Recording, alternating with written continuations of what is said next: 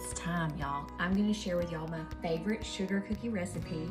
It's a no-chill recipe that you can take from the bowl to the countertop to roll and cut in no time. Let's make some cookies.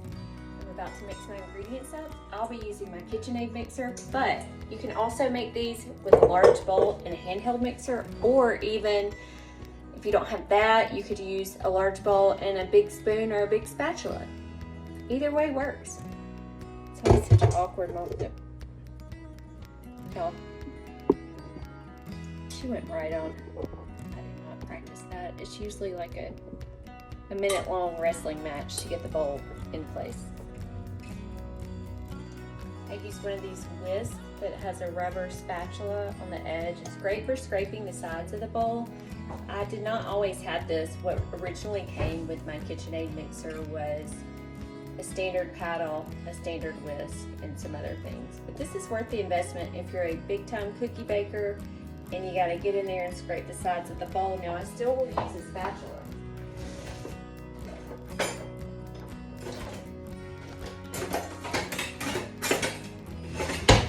We all have that drawer. I reorganize it all the time. This is my favorite spatch. First, we're gonna cream together our butter and sugar. Make sure your butter is at room temp. I let mine sit out on the countertop overnight. You could set it out a little while before you make your cookies, or you could even just put it in the microwave. Just make sure not to melt it. I've done that before. Butter going in. Now I'm going to add my sugar in a slow and steady stream to the butter. And I'm going to let them get mixed up nice and fluffy. You want it to be fluffy. There we go.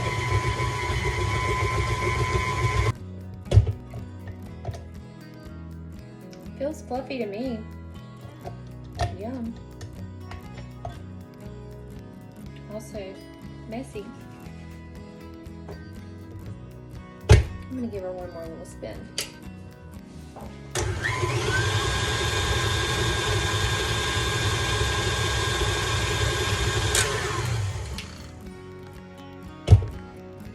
Butter and sugar consistency are where I want them to be before I add the rest of my ingredients. This recipe calls for 1 egg, and I always like to make sure that my egg is at room temp when I get ready to bake.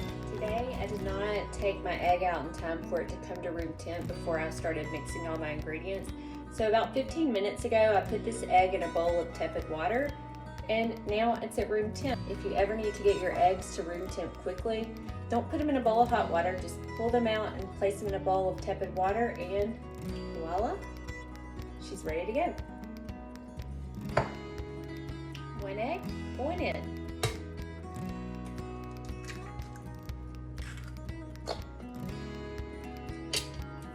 I'm going to let this egg get mixed up with the butter and sugar, and then I'm going to add my baking powder and vanilla.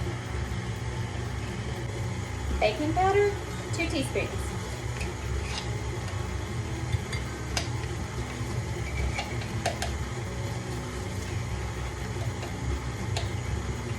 Vanilla, 1.5 teaspoons. She's going in. The great thing about this recipe is that you could actually swap out different extracts. If you prefer almond extract or lemon, any flavor really you can mix in. I'm choosing vanilla because that's what I like.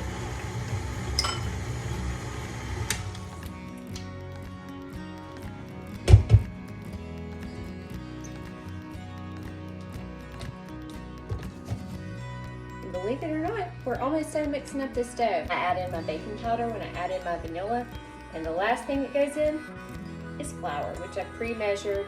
There is a certain way you should measure flour when you are making cookies or baking cakes. You don't need to just scoop it out. You need to fill a measuring cup with a spoon, scrape off the top till you get a nice even cup. This recipe calls for 3 cups of flour. Flour is about to go in, 1 large spoonful at a time.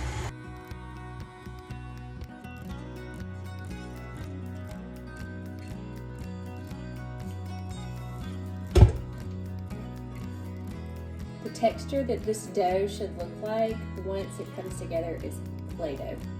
Similar texture, not quite as like tough as Play-Doh when you're initially working with a new container of Play-Doh, but close. Here, I'll show you. I'm going to take this dough right here and just form it into a disc, a big disc.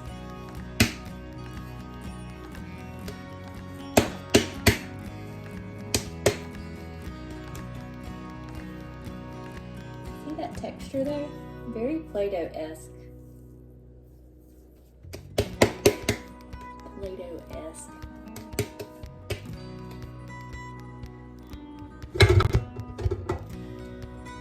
Dough's ready. Disc is in the bowl. I'm going to prepare a surface to roll and cut these cookies because no chill time. I am about to prepare my surface. Here we go. Fun part, making a mess.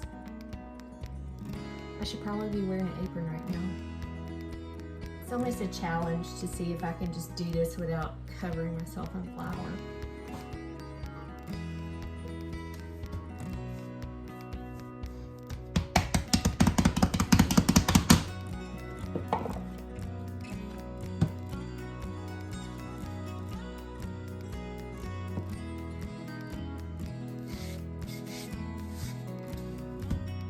I'm about to get my roll on.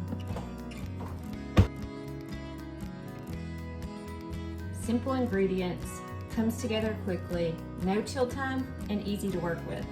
Have I convinced y'all to try this recipe yet? I've got to pick out my cookie cutters. Hang tight. Y'all, I'm not sure if I have enough cookie cutters.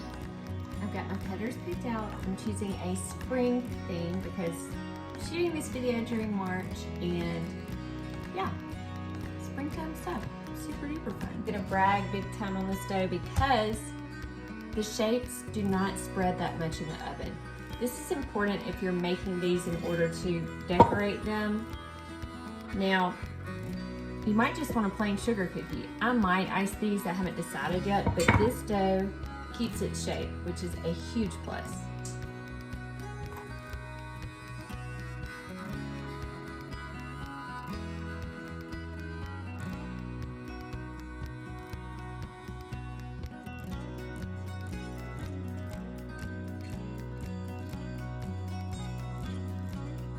Cookies are ready, they've been cut, they're about to go in the oven that's been preheated to 350 degrees Fahrenheit. Going in.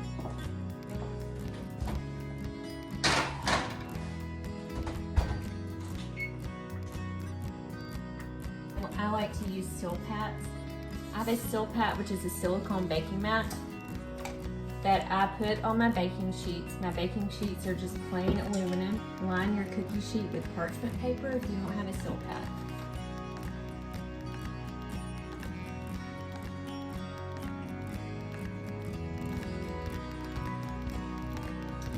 The last of my dough.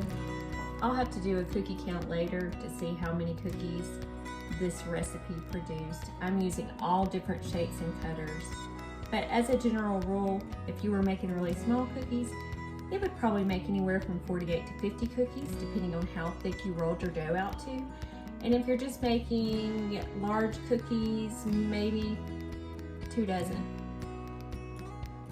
So just for scale, if you want to try it, that's what we're getting with this one quick and easy recipe. Easter shapes are so cute.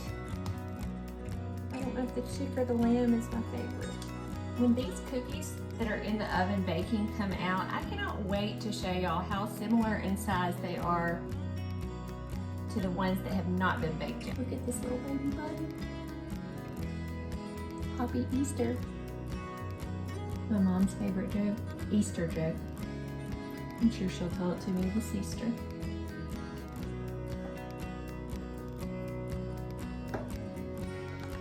Can we get them all on one cookie sheet? Oop, that's the goal. I'm gonna make it work. You do need to place your cookies about 2 inches apart if possible. Maybe an inch, just so that they don't stick together while they're baking. Or shall I say grow together. Oop, 1 minute at a time.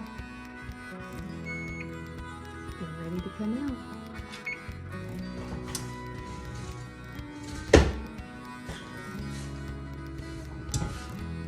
I'm gonna let these cool on the sheet pan for about a minute before I put them on the cooling rack.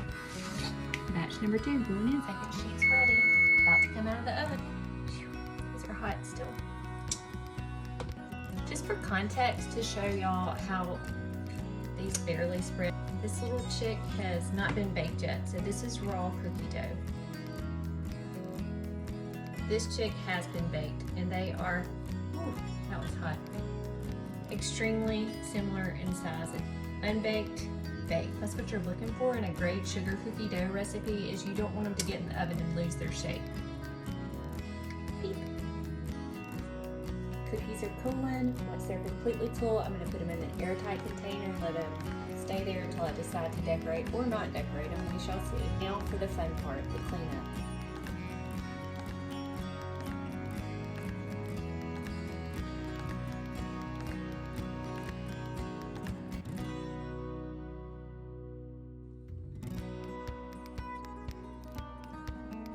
If you're looking for a great sugar cookie recipe that doesn't require chill time and can be baked very quickly, shapes hold their shape, important, this might be the recipe for you. I hope you'll try it. Thanks for stopping by and watching. Please like, subscribe, and share, and I'll see y'all soon.